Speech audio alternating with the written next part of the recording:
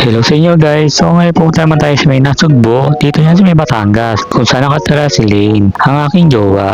So tara, pasukin natin ang Nasugbo, Batangas. So let's go.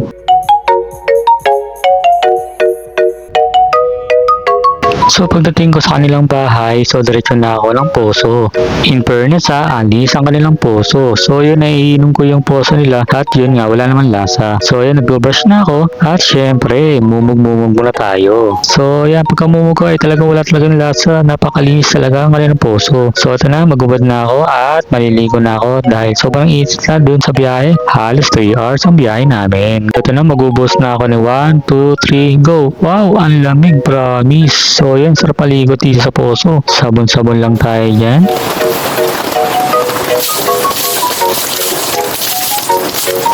At ito na, tapos na ako maligo at sobrang lamig talaga. Kinikilig-kilig ako. So tara na. So ito yung kabuuan ng kanilang labas. So yun, umuulan. Kung marinig nyo, talagang malakas ang kanilang ulan. At malamig sobra. So pasukin natin ang kanilang bahay. So itong bahay na to ay nirenta lang nila. Galing. So ayan o, malawak. Kaya sobrang sarap magpahinga dito. So sobrang lamig. So kanilang tubig dito ito mo. Sobrang hindi daw. Alam mo, mineral water eh. Pero ayun, natikman ko na yan, yung kanilang mineral water. Ano siya? Ay, yung kanilang poso, tapos ano talaga. Ayun, tubig talaga, promise. Ano?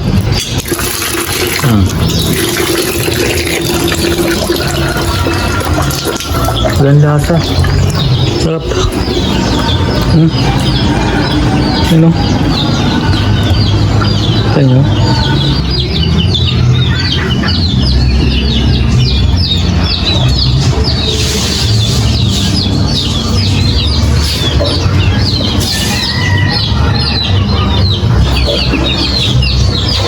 So ito, nagkagutuman na. So bibili muna kami ng pagkain dito yan sa kanilang market. So yung chicken muna bibili namin. So gala muna tayo at makita nyo ang lugar dito sa may Batangas. Kaya mag road trip muna tayo.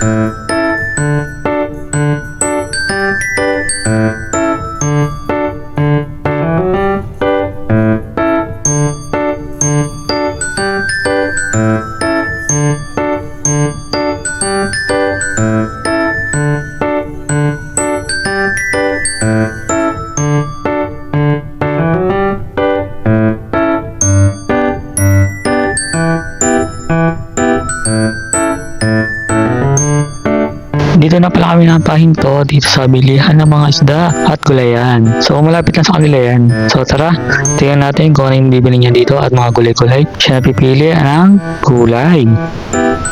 So bumaba na siya. Siya na bahala kung ano yung mabibili niya.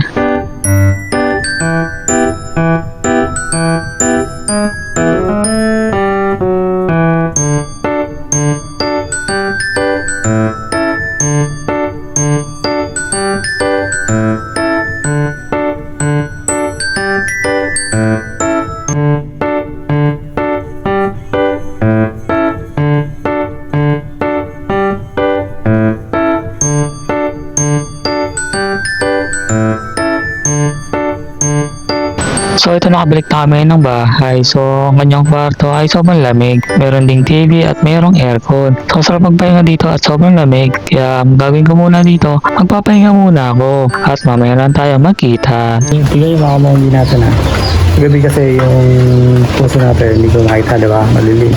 So, ito na. Tingnan nyo. Diba? Liwanag. Ito sa gagamitin natin. Diba? Alinis. Ito ako. Ito po ito. Diba?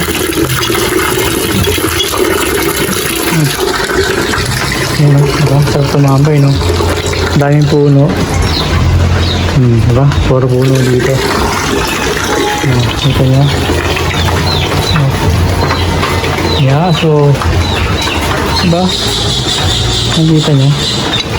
Sino? Diba? Ayan ang munti nilang bahay. Ayan.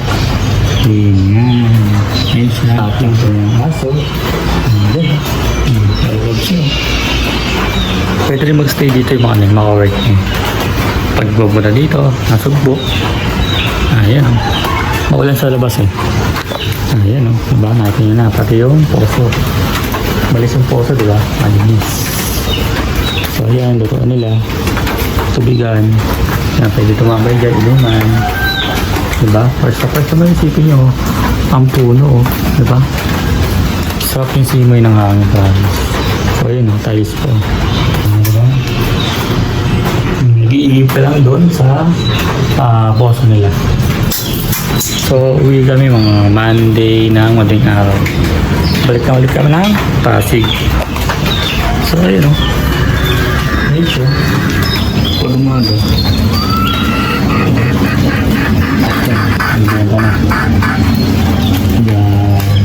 Sarap ang simoy ng hangin, promise. Ang probinsya talaga masarap. Fresh na fresh tapos wala pang usok. Nasugbo, Batangas. Dito yan.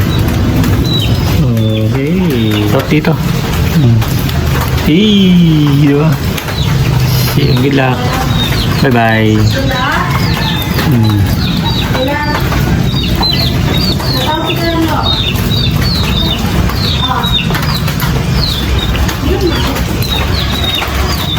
Ito na, pauwi na tayo ng Pasig, kaya mag-road trip muna tayo. Let's go!